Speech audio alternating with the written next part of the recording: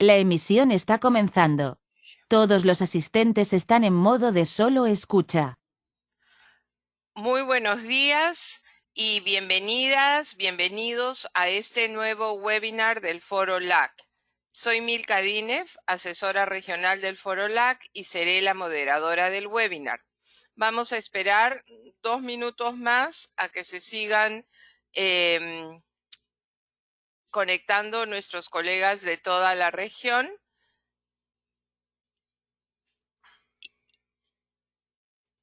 A ver, y vamos a compartir la pantalla. Un segundito, vamos a esperar que se sigan conectando todos los colegas.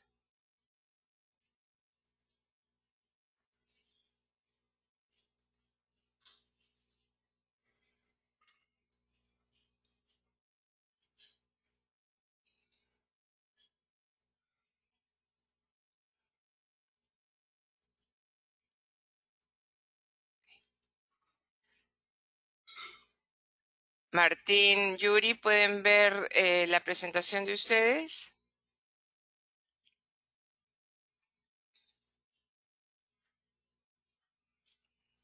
Sí se puede apreciar, muchas gracias. Puede ver. Ok, perfecto.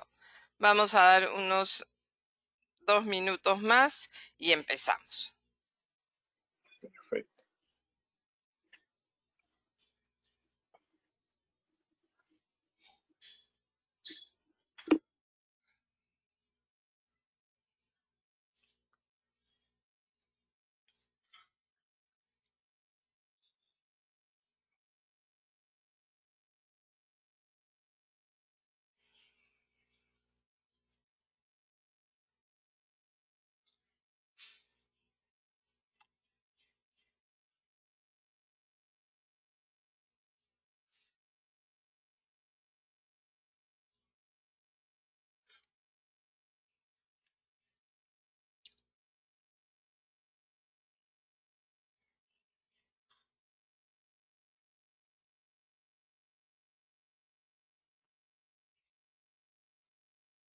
Bueno, para no penalizar a todos las personas que han entrado de manera puntual y siendo las 9:03 de la mañana, hora de Lima, 10:03 hora de Nueva York. Bienvenidas y bienvenidos a este nuevo webinar del Foro LAC. Como ya les dije, soy Milka Dinev, asesora regional del foro y seré la moderadora del webinar. En esta ocasión tenemos a 3 personas que nos van a compartir la experiencia que han tenido con respecto a la adquisición, programación y planificación de las compras de equipos de protección personal debido a esta pandemia del COVID-19. En primera instancia, vamos a contar con las presentaciones de IPPF, la Oficina del Hemisferio Occidental, WHR, Innova, con base en Panamá, y presentará el gerente general de Innova, el señor Yuri Cooper, y también el señor Martín Gutiérrez, miembro de la Junta Directiva de Innova. Y en segundo lugar, tendremos la presentación del doctor Rufino Luna. Muchos de ustedes lo conocen, ya que Rufino durante varios años ha sido miembro del comité directivo del Foro LAC. Rufino Luna es médico epidemiólogo, ha sido director general adjunto de salud materno-perinatal y director general adjunto de salud sexual y reproductiva en el Centro Nacional de Equidad de Género y Salud Sexual y Reproductiva del Gobierno de la República de México, y actualmente es epidemiólogo del Instituto Nacional de Perinatología del Gobierno de México, en México. Entonces vamos a empezar con Yuri y Martín. Todos ustedes están en silencio con el fin de evitar el ruido de fondo de sus oficinas. Todos los micrófonos están apagados. Dejaremos las preguntas para el final de las presentaciones, pero por favor Mientras se desarrollan las presentaciones, escriba las preguntas en el recuadro a la derecha de su pantalla donde dice preguntas, questions, si es que lo tienen en inglés. Puede ir formulándolas y escribiéndolas y al final nuestros panelistas podrán resolverlas. Este webinar está siendo grabado y tendremos disponible tanto el video como el audio del seminario, el que será cargado a nuestro sitio web y lo podrán ver en el canal YouTube de la coalición. En un par de días les enviaré el link o liga a dicha grabación. No duden en comunicarse conmigo a través de la ventana del chat si tuviesen alguna dificultad. Repito, todos los micrófonos han sido silenciados. Asegúrense de tener un buen juego de audífonos y cierren otros programas en su computador para que así tengan suficiente ancho de banda en su conexión al Internet. Sin más demora, paso la palabra a nuestros panelistas. No olviden de abrir su micrófono.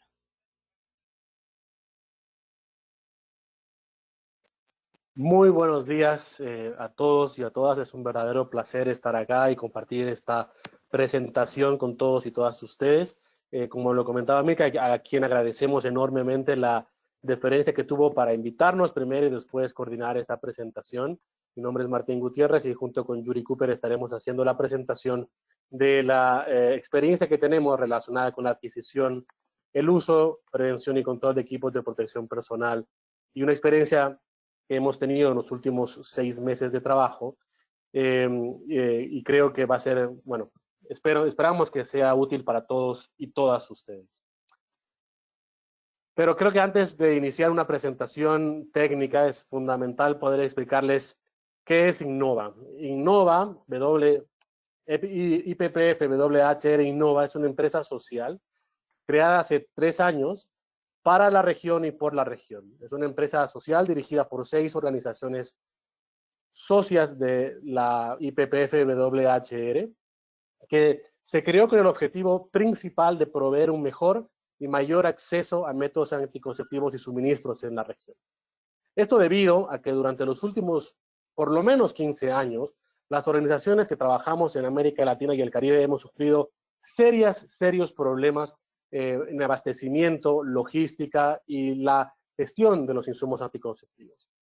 Este problema generaba no solamente un problema directamente ligado a las organizaciones con temas programáticos, de stock, dentro de las propias organizaciones, sino también un serio problema y fundamentalmente creo el vital, el más complejo de todos, tomando en cuenta que se le quitaba la posibilidad a las mujeres de elegir realmente el método que estas personas deseaban.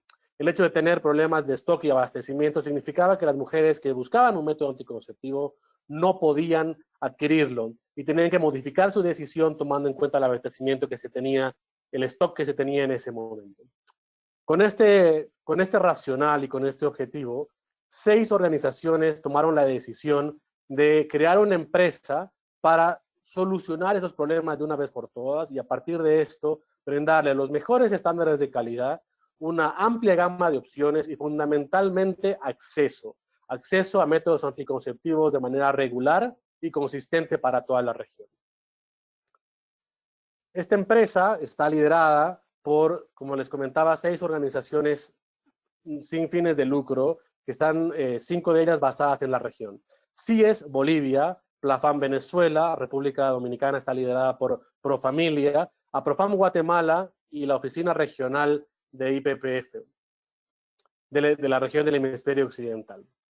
Durante los últimos 3 meses, además, tuvimos la posibilidad de incorporar y trabajar cercanamente con la asociación sueca RFCU, que también es una asociación miembro de IPPF Global. Estas organizaciones tomaron la decisión, como les comentaba, de liderar una organización que y fue la decisión que tomaron de manera inicial, basada en la ciudad de Panamá. Esto con el objetivo de brindarle una mejor oportunidad logística y de infraestructura a la entidad y además tener una cercanía real, consistente con la región. Entendemos que la cercanía no solamente es conocer la organización, conocer las organizaciones, sino estar basados en la región para apoyar a cada una de las organizaciones que deseen contar con los servicios de Innova. Y analizando un poco el detalle, porque para cuando creamos la entidad, buscamos una mirada externa que nos permita ver dónde podíamos encontrar el mejor y mayor impacto. En este sentido, trabajamos y se tomó la decisión de trabajar prioritariamente, pero no de manera excluyente, con diferentes métodos anticonceptivos. Ustedes pueden ver el listado ahí, son 6 los cuales en general nosotros trabajamos de manera regular, pero trabajamos en general con todos los métodos anticonceptivos dependiendo y respondiendo a la necesidad de las organizaciones en la región. Uno de los elementos, y gracias Milka, uno de los elementos centrales que nos dimos cuenta es que la flexibilidad de la respuesta y la oportunidad de la respuesta para las organizaciones es vital en estos tiempos. Trabajamos sí con métodos de largo plazo, pero también de corto plazo. También respondemos a la necesidad de suministros médicos. Y creo que un elemento central y el valor fundamental que tiene la empresa para ofrecer a todas las organizaciones de la región son los tiempos de entrega. Sentíamos que, y obviamente respondiendo a la necesidad de las organizaciones, que los tiempos de llegada de los productos era vital para ayudar a las organizaciones y dar una respuesta efectiva a las mujeres. En este sentido, somos muy orgullosos, estamos realmente muy orgullosos de poder contarles a ustedes que el promedio de tiempo de entrega que tiene la organización es de 75 días luego de la firma de la cotización de manera formal. Este tema, y obviamente Yuri lo va a extender un poco más durante la presentación, es un promedio. Tenemos la suerte de poder decir que hay varias entregas que se han hecho mucho antes y obviamente depende de una coordinación cercana. Y otro elemento importante que quisiera resaltar en este momento es que el trabajo que se realiza se hace mano a mano con las organizaciones. Acá no hay una empresa que hace todo de una vez y entrega los paquetes directamente en el país, sino el trabajo debe y tiene que ser de la mano con las organizaciones porque ellos son los que están en el país, saben los elementos que tienen que encaminarse y la experticia de Innova en este caso responde a los elementos regulatorios y logísticos. Y creo que esta experticia nos ha permitido estar en esta presentación y contarles la experiencia que hemos tenido con los equipos de protección personal. Esto obviamente no era el eje de nuestro trabajo hasta hace menos de 6 meses, pero la necesidad global y en específico de nuestras organizaciones ha permitido que nosotros podamos responder a esa demanda de una manera efectiva. Les dejo con todos ustedes a Yuri Cooper, el gerente general de Innova, que seguirá con la presentación. Muchas gracias, Martín, y muy buenos días a todas y a todos. El día de hoy es un gusto y un honor para nosotros pues, estar aquí y poder hablarles un poco sobre nuestra experiencia, no solamente para la región, sino también para países fuera de la región con temas de equipo de protección personal. Sin embargo, pues hablemos un poco de nuestro marco de operaciones, porque el marco de operaciones es fundamental para el modelo de negocio que manejamos en Innova. Nuestra operación es simple, es un modelo de negocios muy sencillo, en el cual tenemos 2 vertientes muy importantes. Una es manejar una red global de proveedores de productos de buena calidad y estos proveedores pues los tenemos a nivel de todo el mundo, como pueden ver el listado en esta presentación. Pero para contar con una red de proveedores tan extensa, pues necesitamos fortalecer de igual forma nuestra red de proveedores logísticos, porque van de la mano, ambos van de la mano dentro de una cadena de suministros eficientes. Y para eso pues también contamos hoy en día con una red de operadores logísticos muy extensa, muy fuerte, tanto a nivel mundial como lo son DHL, FedEx, UPS, pero de igual forma también contamos con una red de proveedores logísticos regionales que han sido o han demostrado ser muy eficientes. Este modelo o este marco de operaciones entre proveedores de productos y proveedores logísticos ya lo manejábamos desde el inicio de la gestión de Innova y nos fue muy útil durante el tiempo de pandemia, por lo que vamos a explicar más adelante. Durante los inicios del presente año, China se encontraba en una situación muy complicada. Era el epicentro de la pandemia y aparte de la situación de salud pública tan delicada que estaban viviendo en esos momentos, pues surge un problema que acentúa la situación en China. Y el problema era precisamente el desabastecimiento, tanto local como global, de productos de protección personal, equipos de protección personal. No había en China. China es el productor número 1 de equipos de protección personal para el mundo y todas las fábricas en China estaban cerradas. Aparte de que estaban cerradas las fábricas en China, todos sus vecinos, e incluso nos vamos hasta Europa, pues comienzan a restringir las exportaciones de equipos de protección personal, preparando o protegiendo sus mercados o sus naciones ante una posible expansión del virus hacia otros continentes. Y esto acrecentó aún más la situación, el problema del desabastecimiento, porque el trabajador de la salud en China pues no podía enfrentar o no podía operar sin el equipo de protección personal. Nosotros recibimos entonces una notificación formalmente recibida de la China Family Planning Association, la CFPA, donde necesitaban con urgencia conseguir 100.000 respiradores N95, ya que había sido imposible adquirirlos en China y ni siquiera a través de otras redes, a través de Europa, no habían podido conseguir estos respiradores. Puede pasar muchas gracias. ¿Y cuál fue la acción logística en ese momento? Pues logramos a través de Innova conseguir 100.000 respiradores en ese momento. Pues Latinoamérica apoyó a China en un momento crucial y lo hicimos pues en un tiempo muy rápido. Y ahora vamos a hablar un poco de eso. Vamos a hablar cómo conseguimos obtener esta cantidad de producto en un tiempo corto y cómo logramos enviarlo a China de igual forma en un tiempo muy reducido. Pues nosotros manejamos un sistema, como ya lo vimos en el marco de operaciones, que son redes de proveedores. Y utilizando estas redes de proveedores pudimos rápidamente realizar un mapeo de dónde podríamos conseguir las 100.000 unidades. Lo primero era saber la disponibilidad de esa cantidad de producto. Lo conseguimos el producto precisamente porque en Panamá, más que todo en la zona libre, en las zonas libres de impuestos, zona libre de Colón o Panamá Pacífico, que son zonas libres de impuestos, pues se encuentran un número plural de empresas dedicadas a lo que son el suministros de emergencia.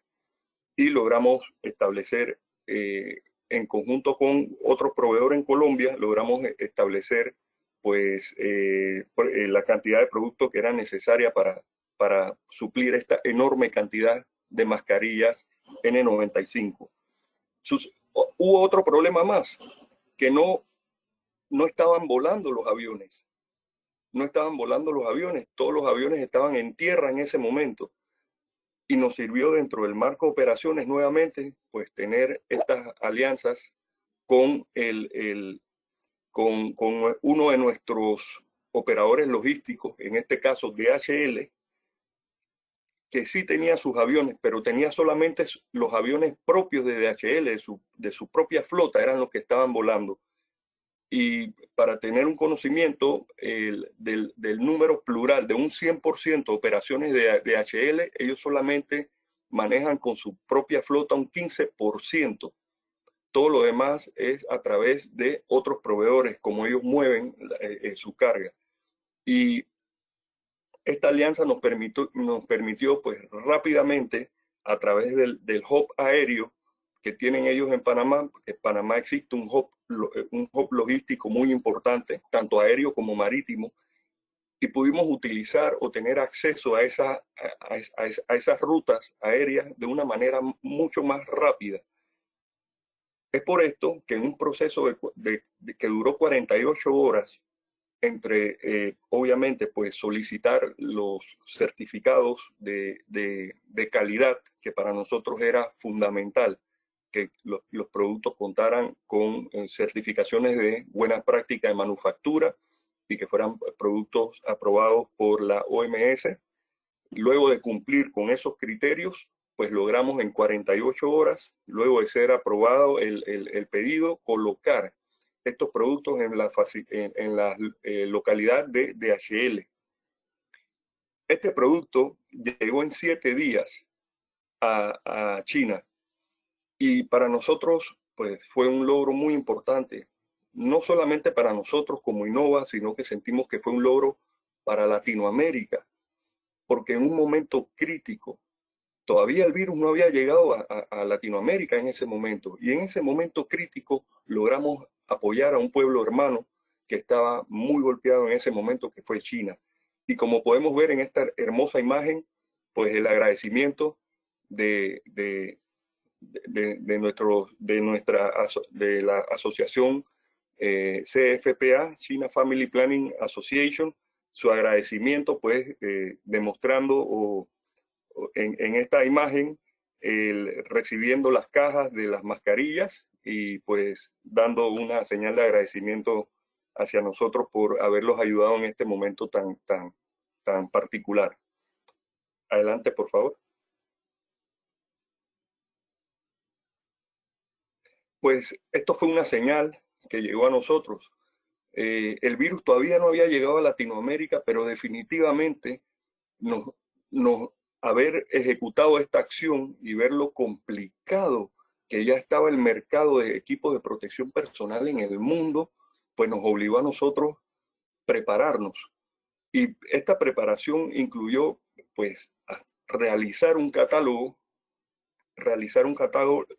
construido en conjunto con nuestras organizaciones socias para definir qué productos ellos necesitaban para poder continuar con sus operaciones.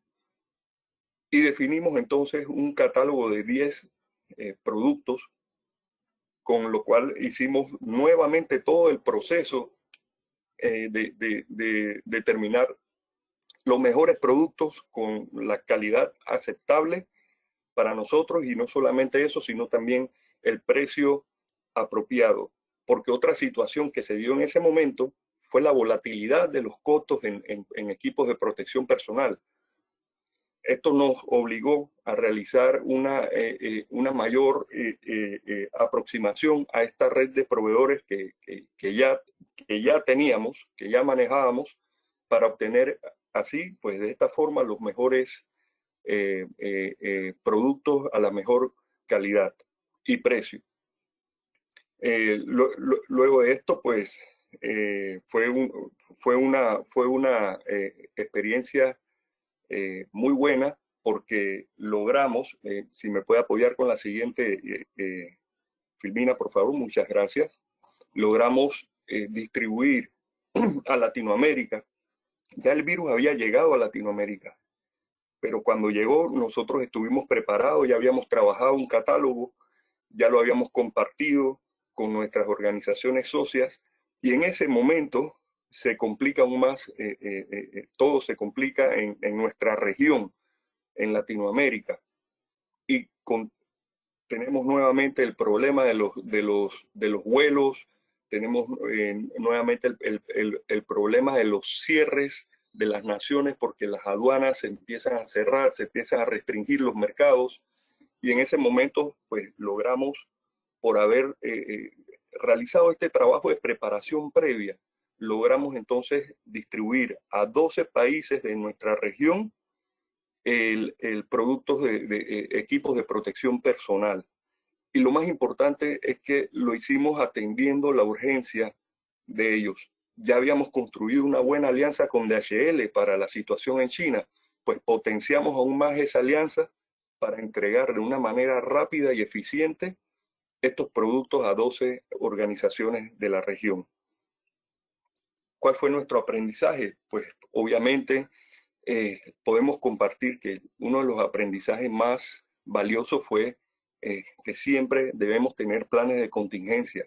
Siempre debemos tener planes de contingencia para la continuidad de operaciones, y eso es fundamental. Otro aprendizaje importante pues, es utilizar los hubs logísticos que existen en nuestra región.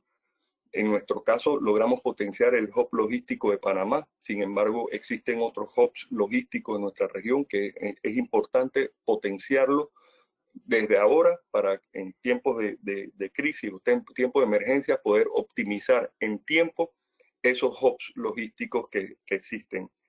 Y finalmente, el conocimiento que ya teníamos para los procesos aduanales, para los procesos regulatorios que suelen ser un poco complicados en nuestra región, como bien conocemos, pues ese conocimiento nos permitió también adelantar no solamente el tránsito de los productos, sino una importación o una nacionalización de equipos de protección personal de una manera eficiente, apoyando a nuestras organizaciones socias con toda la documentación que iban a necesitar de una manera anticipada para poder hacer la importación. Pues y una mirada un poco más integral sobre todo esto, pues importante, otra experiencia importante, pues siempre solicitar las certificaciones de calidad pertinentes a los productos. Se comenzaron a ver en el mercado productos de dudosa procedencia o de calidad o de niveles de calidad muy malos. Nosotros pues sí tenemos como un requisito, un criterio, solamente comercializar productos que tengan su certificado de buenas prácticas en manufactura. Y dentro de la pandemia no solamente logramos colocar equipos de protección personal de una manera eficiente, sino que pudimos continuar abasteciendo a nuestras organizaciones socias con productos. Solamente en el primer trimestre del año logramos colocar toda esta cantidad de productos, como lo pueden ver aquí, de métodos anticonceptivos, 2.376.000 unidades de condones, 228.000 ciclos orales, 24.000 unidades de implantes y 7.500 dispositivos intrauterinos, por mencionar los más relevantes. Adelante, por favor. Okay. Bueno, esta ha sido la presentación, la cual esperamos que haya sido de su agrado. Esta es nuestra información. Estamos ubicados, como lo indicó Martín, aquí en Panamá, muy cercanos a la región, muy cercanos a nuestra gente, y ha sido un placer y un honor haber participado hoy en este seminario. Muchas gracias, Yuri y Martín, por la presentación. Ahora vamos a la... no tengo la... Acá está.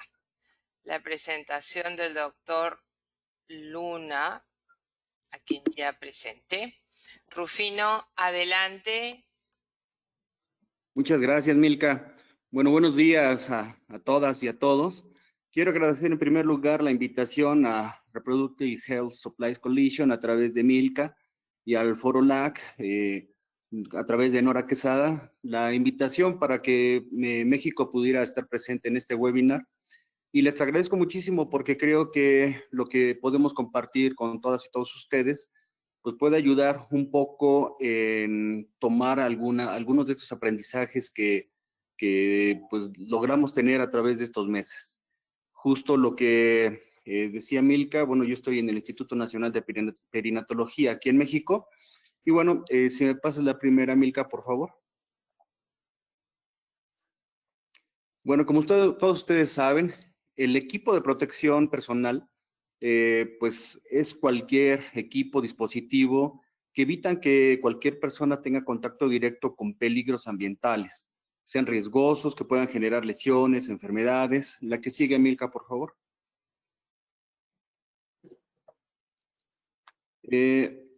Nosotros la estamos tomando como una herramienta. Es herramienta para limitar el riesgo de contagio. Es decir, no es una vacuna. No por utilizar equipo de protección personal ya no me voy a contagiar. hay que tomar en cuenta otras medidas de prevención, de protección, y como ya estaban diciendo Martín y Yuri, justo la correcta elección del equipo de protección personal ayuda a que se potencialice esa protección. Se recomienda el uso en función de evaluaciones de riesgo. El equipo tiene que ser el adecuado, dependiendo del tipo de interacción, y puede ser simplemente desde un cubrebocas quirúrgico, un triple capa, o si es necesario podemos utilizar respiradores como los que le estaban pidiendo a IPPF, los N95 o equivalentes. Podemos utilizar protección ocular, gogles, careta, gorros y las batas de manga larga. La que sigue, por favor, Milka. Una de las recomendaciones que se dan para maximizar este uso, por supuesto, es el abasto constante. O sea, no es suficiente con tener un stock y quedarnos con ese, sino tiene que ser adecuado, cantidades necesarias, el tamaño, dependiendo, ya repito, del nivel de riesgo y el personal que va a utilizarlo. Otra cosa muy importante también es la capacitación teórica y práctica sobre las medidas de prevención y control. Tiene que saber el personal que lo va a utilizar cómo se coloca, cómo se retira adecuadamente.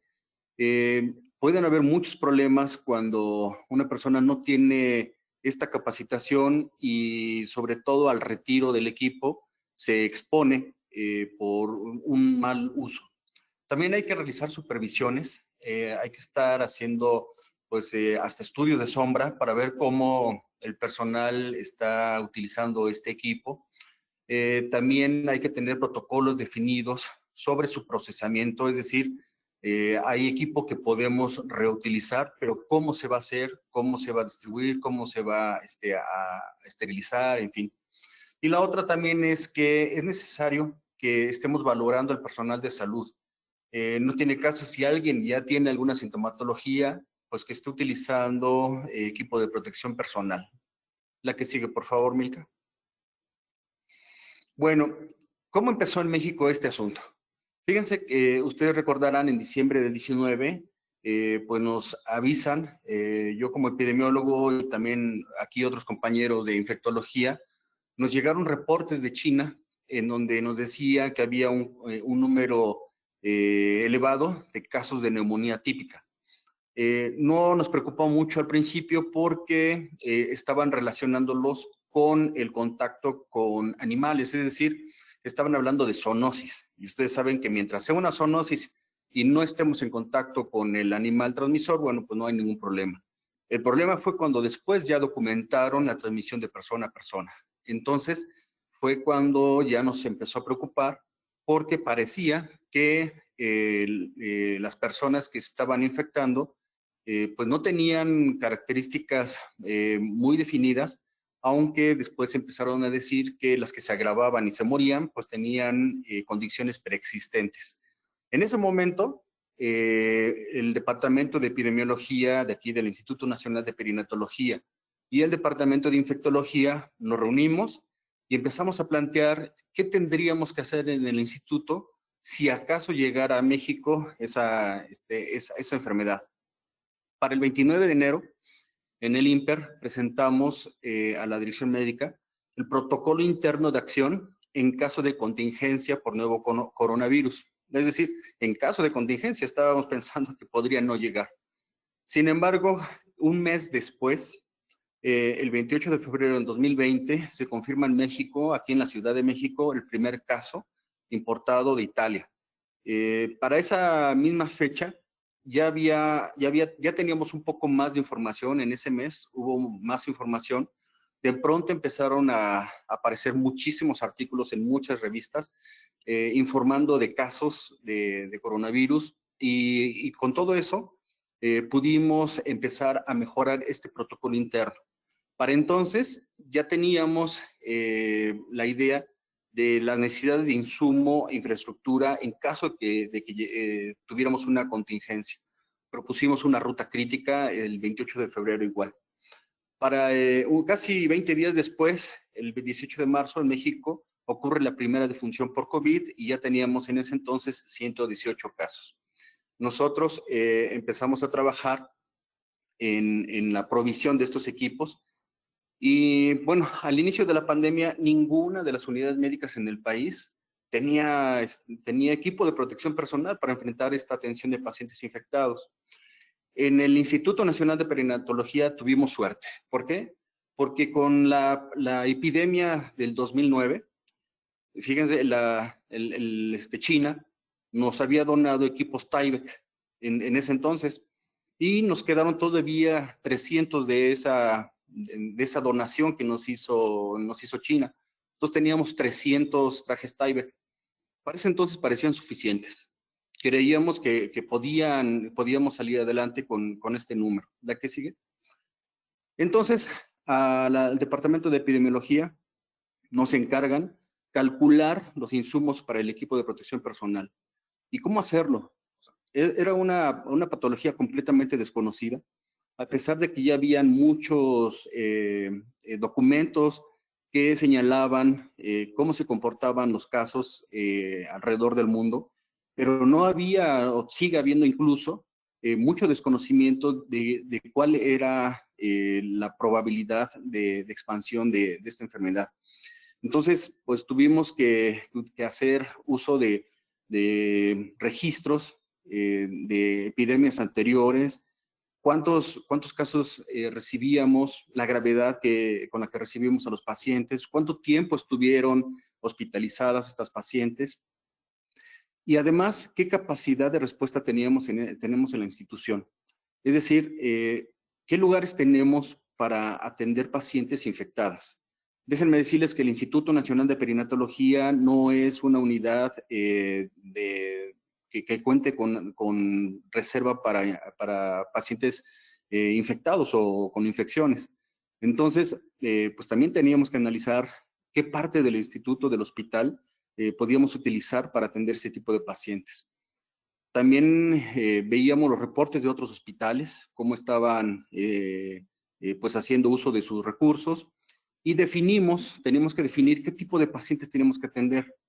Solo a las pacientes programadas para intervención, es decir, las que ya habíamos revisado y que habíamos programado, solo ellas iban a entrar, o también íbamos a recibir cualquier urgencia obstétrica, íbamos a recibir pacientes con sintomatología leve, respiratoria leve, o pacientes graves. Tenemos una unidad de cuidados intensivos de adultos, pero no para una cantidad grande. Y también, pues tuvimos que estimar el tiempo de la epidemia, que bueno, creo que todos nos hemos quedado cortos con esa estimación. La que sigue, por favor, Milka. Bueno, fíjense, el primer cálculo que hicimos fue de que en el 2009, en la epidemia de influenza que como ustedes saben, empezó aquí en México, para ese entonces en el instituto recibimos durante toda la epidemia 10 pacientes. 10 pacientes que fueron atendidas acá, que se resolvió su embarazo, no hubo ningún problema en el sentido respiratorio y creíamos que podía tener un mismo comportamiento el SARS-CoV-2. Por ello es que creímos que podíamos recibir 10 pacientes sospechosas, que 5 pudieran requerir hospitalización. Para eso entonces estábamos creyendo que de respiradores N95 necesitaríamos en el instituto 480. Ese sería el mismo número de batas, por ejemplo, que tendríamos que utilizar. Y, bueno, pues de caretas y de gogles estábamos pensando en 12. La que sigue, por favor, Milka. Pero bueno, la realidad nos golpea. Empezaron a llegar pacientes con urgencias obstétricas y con sintomatología. Nuestras pacientes programadas que no tenían ninguna sintomatología, pero que dentro del instituto empezaban a toser o empezaban con fiebre de origen desconocido.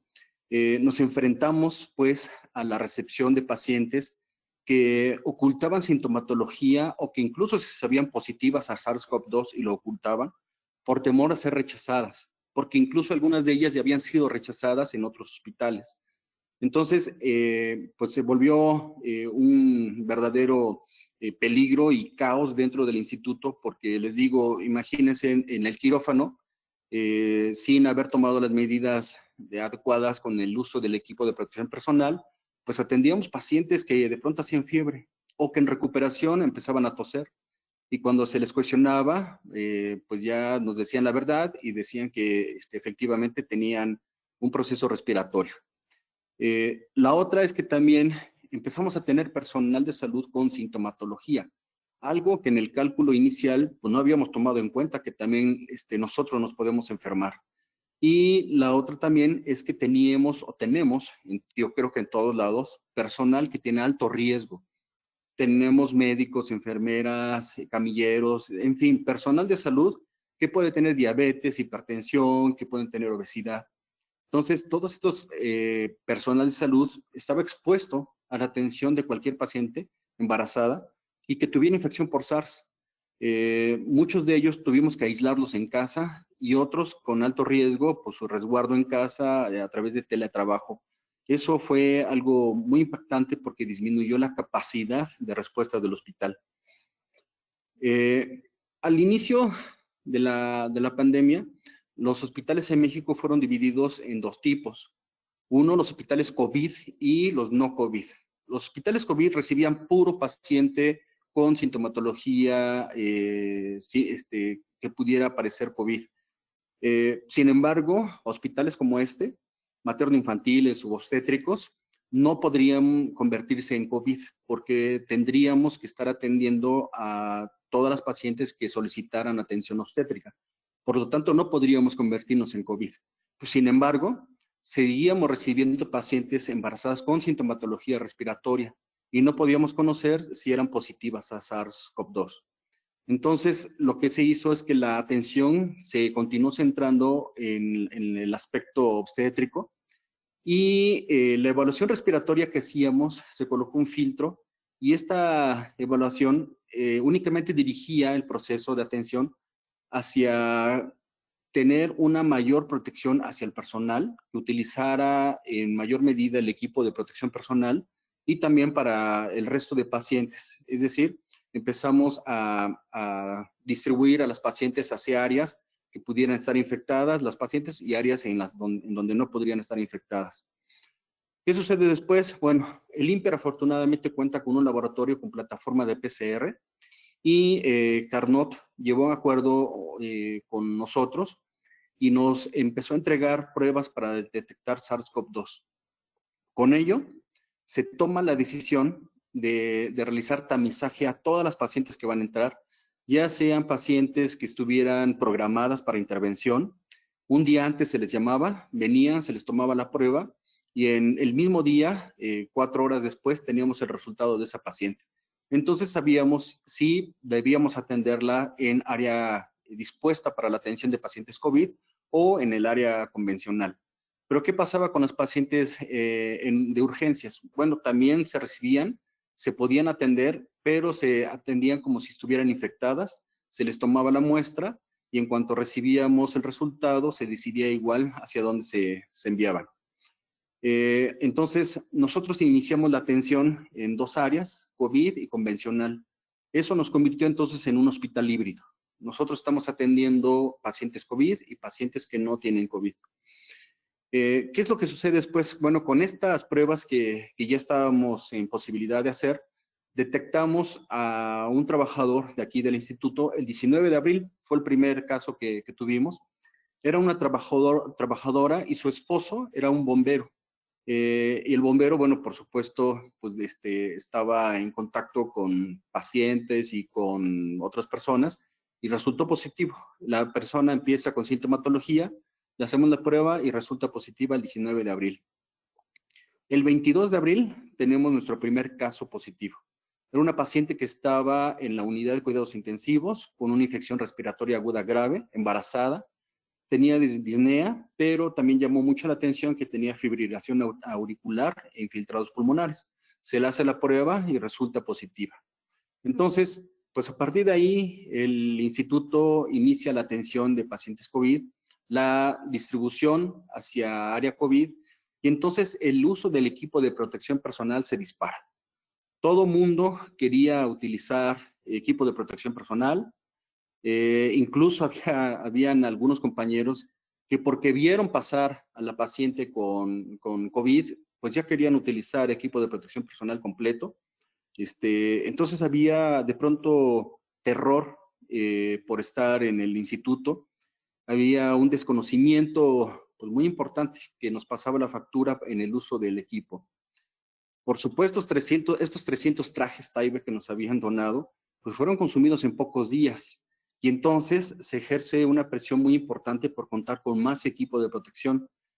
Los procesos administrativos que llevamos, y seguramente no somos la excepción, en todo el mundo estos procesos administrativos son muy tardados, tuvieron que agilizarse.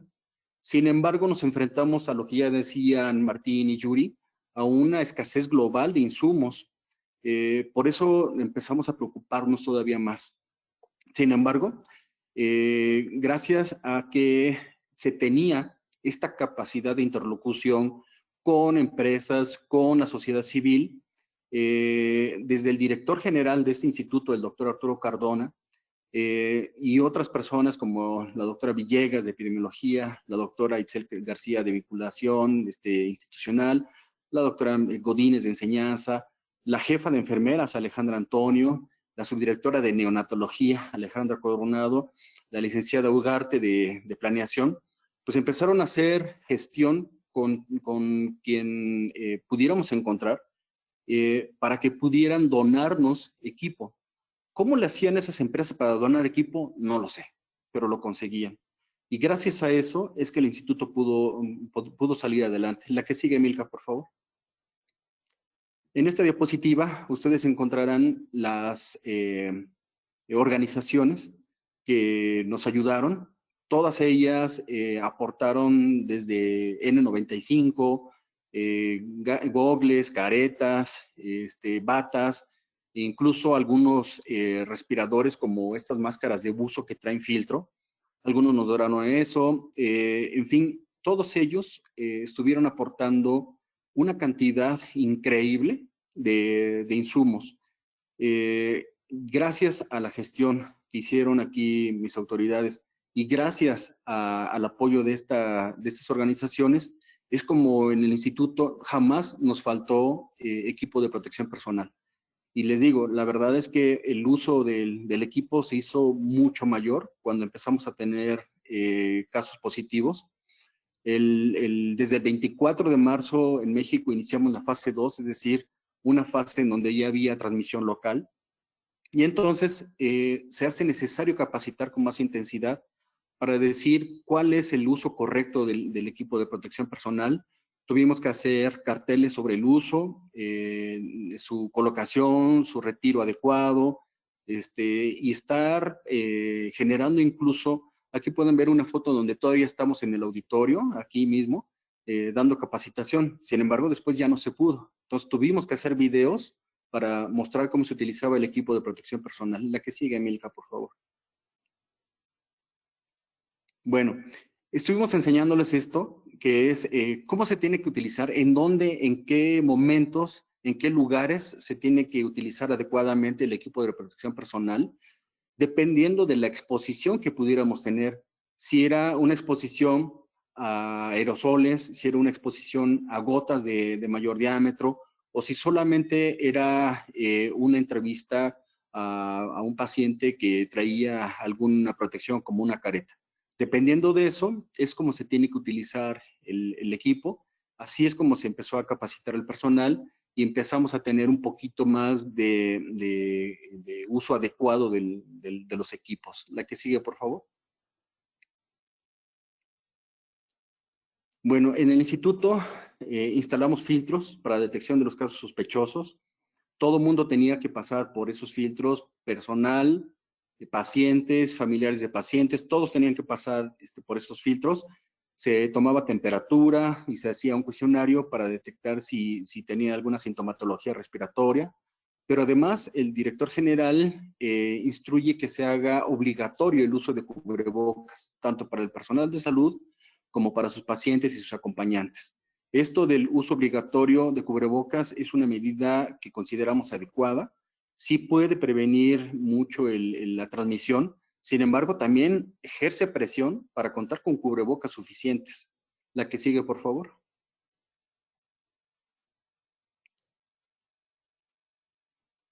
La que sigue, por favor, Milka.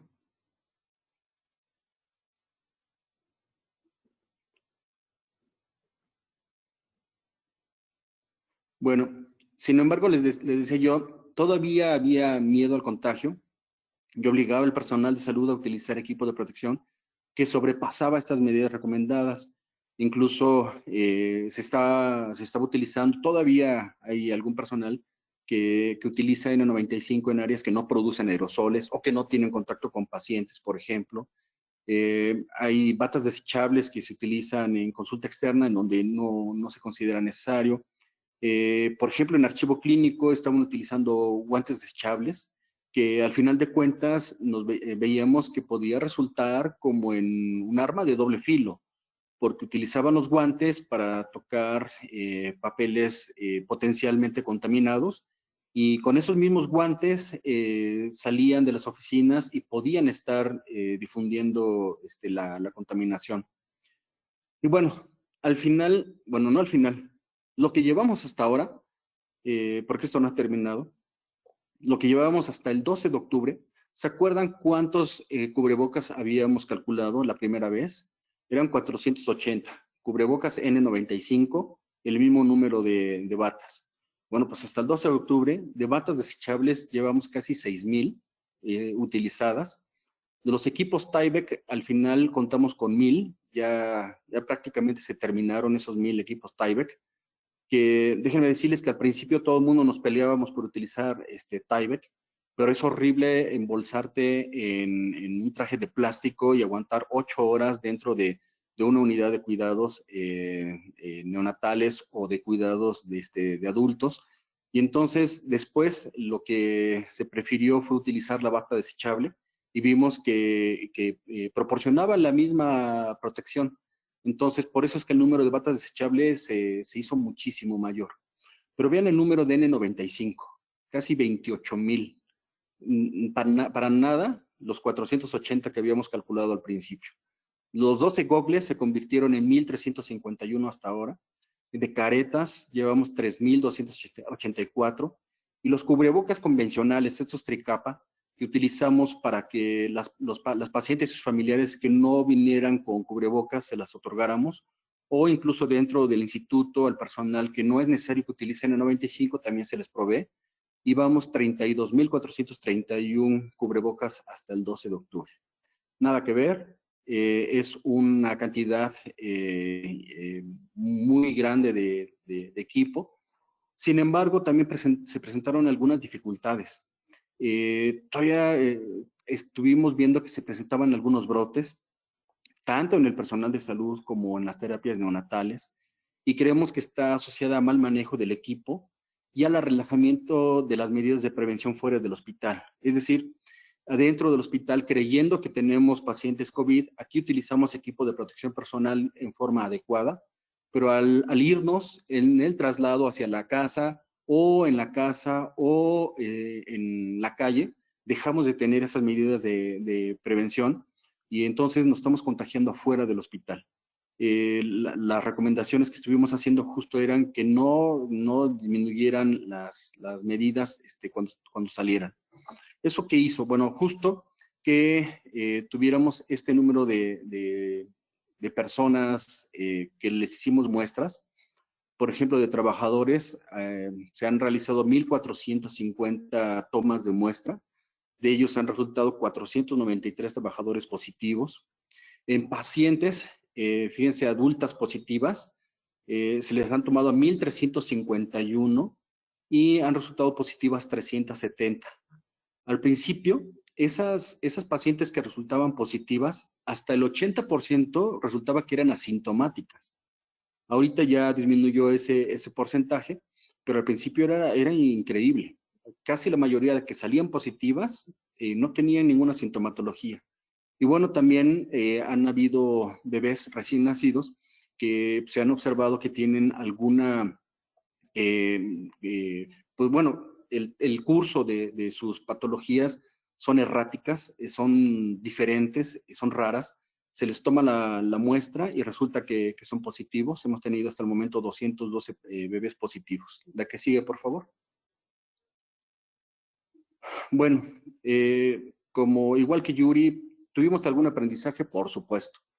Siempre tenemos que estar preparados, siempre tenemos que estar pensando en que puede ocurrir algo similar y tener un stock mínimo de insumos críticos.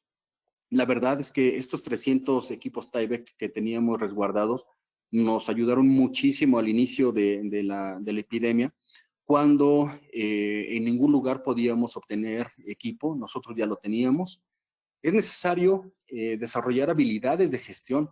Los directivos de las unidades médicas tienen que tener esta capacidad de interlocución y poder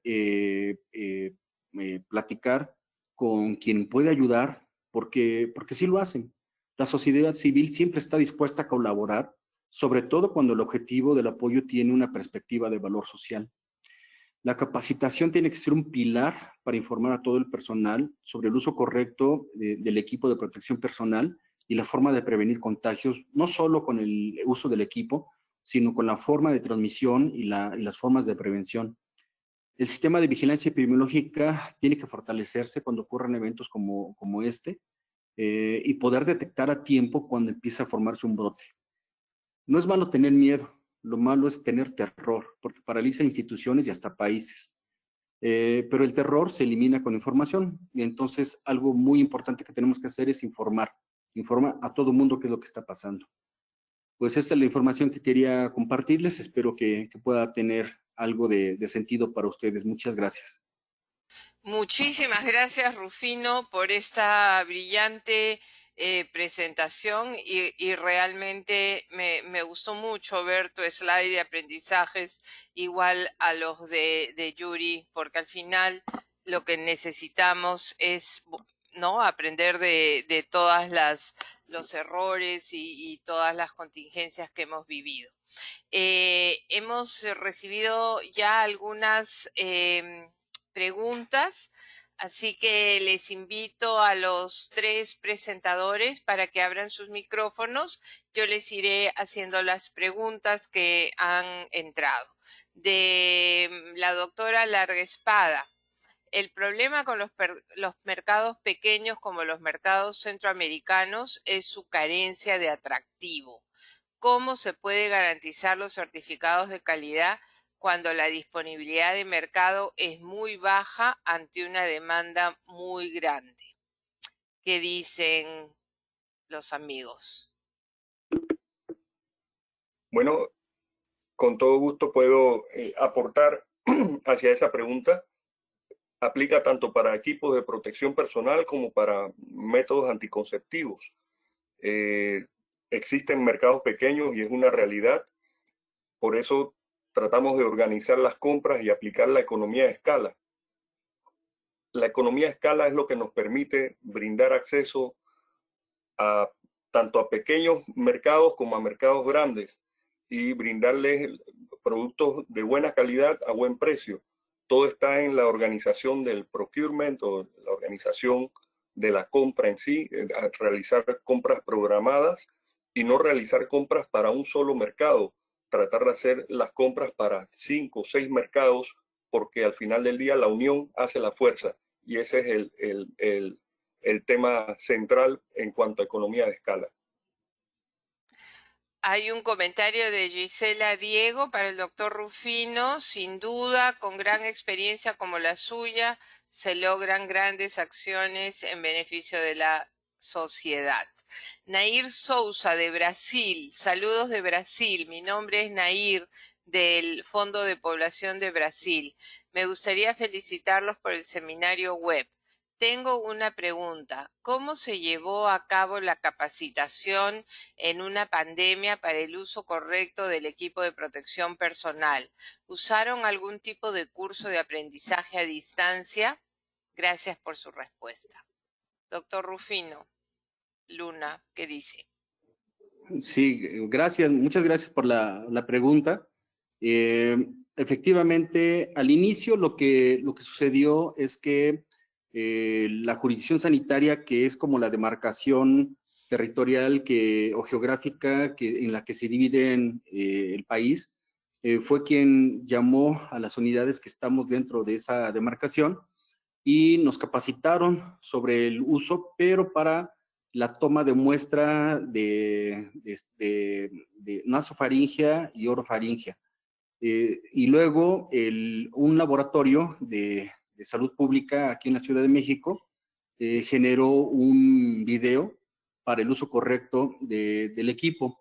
Y ambas capacitaciones estaban basadas en lo que recomienda la Organización Mundial de la Salud y que también ha sido avalado por el Instituto Nacional de Diagnóstico y Referencia Epidemiológicos de México. Entonces, esos cursos los tomamos nosotros, los adecuamos y con ellos empezamos a capacitar al personal. Al inicio, como ustedes se dieron cuenta, en el auditorio todavía podíamos reunirnos, ni siquiera utilizábamos cubrebocas. Entonces, la primera capacitación que se dio fue en este auditorio, donde la capacidad es de 300 personas y tuvimos hasta 350 dentro del auditorio. Se hizo una capacitación con el equipo Tyvek y con batas desechables. Se demostró aquí enfrente de las personas. Esa capacitación se grabó y una vez que hubieron las restricciones para las reuniones en grupo, bueno, pues entonces está, por ejemplo, en la página del Instituto Nacional de Perinatología, está ese video y posteriormente hicimos otro con la colocación del equipo. Ese video tarda 4 minutos, entonces podía cualquier persona acceder al video y saber cómo se colocaba y cómo se retiraba. Pero además, en las zonas a donde el personal se pone y se quita el equipo, por eso hicimos esos carteles y se pegan en los lugares a donde se cambian el personal. Si no recuerda del video cómo se coloca, puede ver esas láminas y vienen los pasos muy, muy sencillos. Además, colocamos monitores. La subdirección de enfermería colocó enfermeras que eran monitores para respaldar a las personas en cómo tenían que vestirse y sobre todo, una vez que salían del área COVID, cómo se retiraban el equipo. Con todo eso es como empezamos a capacitar. Ustedes pueden acceder a la página del instituto y podrán encontrar ahí los videos que empezamos a utilizar. Doctor Luna, tiene otra pregunta de Eunice León. ¿Los 212 casos positivos de recién nacidos los catalogaron como transmisión vertical? Bueno, hay algunos que están catalogados ya como transmisión vertical. Hay algunos de ellos que se les tomó la muestra al nacimiento. En los bebés, pues es imposible tomarle una muestra nasofaringea, no cabe el hisopo por sus naricitas. También la orofaringea tampoco, los bebés no pueden enseñarnos su gargantita. Entonces, se les empezó a tomar de la parte interna de las mejillas. Incluso en heces también se tomaban las muestras y resultaban positivos. Aquí el Departamento de Patología del Instituto ha documentado que en algunos tejidos maternos, por ejemplo, la leche materna, placenta, cordón umbilical, líquido amniótico, tienen presencia de coronavirus. Entonces, hemos catalogado algunos como de transmisión vertical y hay otros que han resultado negativos al nacimiento y a la semana que empiezan con una evolución tórpida de sus padecimientos, pues se les toma nuevamente la muestra y resultan positivos y entonces a ellos son catalogados como infecciones nosocomiales y el germen que se detecta es el SARS-CoV-2. Entonces tenemos de los dos, transmisión vertical y horizontal. Otra pregunta interesante de Henry Flores. Muchas gracias por las presentaciones. Una preocupación fuerte en muchos países es la generación de basura de todos los equipos de protección personal. ¿Cómo se está manejando la eliminación de EPPs en su país?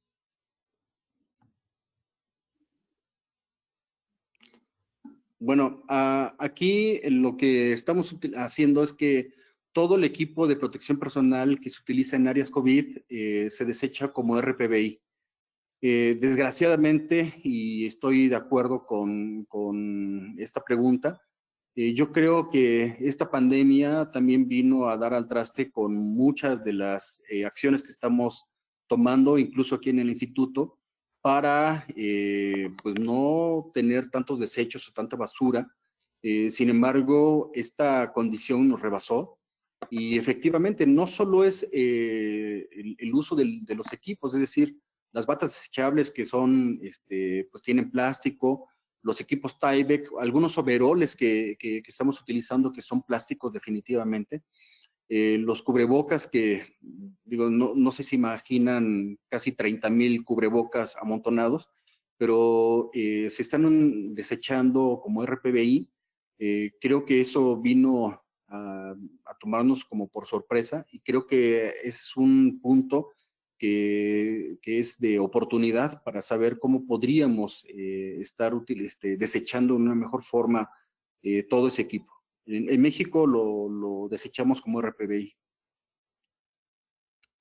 Ok, ya hemos pasado la hora y todavía acá entró una última pregunta. Vamos a hacer la última. Un gusto saludarlos. Mónica Lai de la Oficina de Adquisiciones de UNFPA en Dinamarca. Tengo una pregunta respecto al tema de aseguramiento de calidad de los equipos de protección personal. ¿Cómo aseguraron que los EPPs cumplieran con especificaciones mínimas de calidad? Muchos proveedores se han presentado sin experiencia previa ofertando EPPs y muchos no presentan certificados de calidad. No sé si Yuri, ¿quieres contestar esta pregunta? Con todo gusto.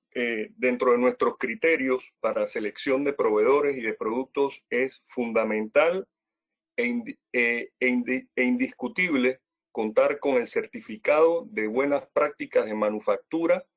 No adquirimos ningún producto que no cuente con esta importante certificación, y lo otro es también que esté autorizado o aprobado por la OMS. Para nosotros es indispensable contar con estos dos criterios, pues hay productos de protección personal, se ha visto muchas cosas, se han visto hasta registros de FDA que no son ciertos, que no son verificables. Entonces, para nosotros no es solamente contar con el registro, sino que puedan ser verificables estas certificaciones. Ok. Muchísimas gracias, Yuri. Gracias a todos los participantes, las participantes, por su gentileza, su paciencia. Y muchísimas gracias, Martín, Rufino y Yuri, por sus excelentes presentaciones. Todas las preguntas han sido siempre prologadas por un agradecimiento por la presentación. Como les dije al inicio, vamos a recibir copia no solo de los PowerPoints, sino también del video, del audio de toda la presentación. Muchísimas gracias de nuevo a nuestros panelistas y hasta el próximo webinar del Foro LAC. La próxima semana tenemos un interesante webinar. Hoy día se ha enviado la invitación sobre el tema de la interrupción legal del embarazo en Bolivia. Es una presentación con la Defensoría del Pueblo de Bolivia, así que los invito por favor a participar en ese próximo webinar. Muchas gracias, muy buenos días, cuídense mucho y esperamos que ustedes y familia lo pasen muy bien. Gracias, Mica. Gracias a todos. Gracias a ustedes. Adiós, Rufino, Yuri, Martín. Muchas gracias. Gracias.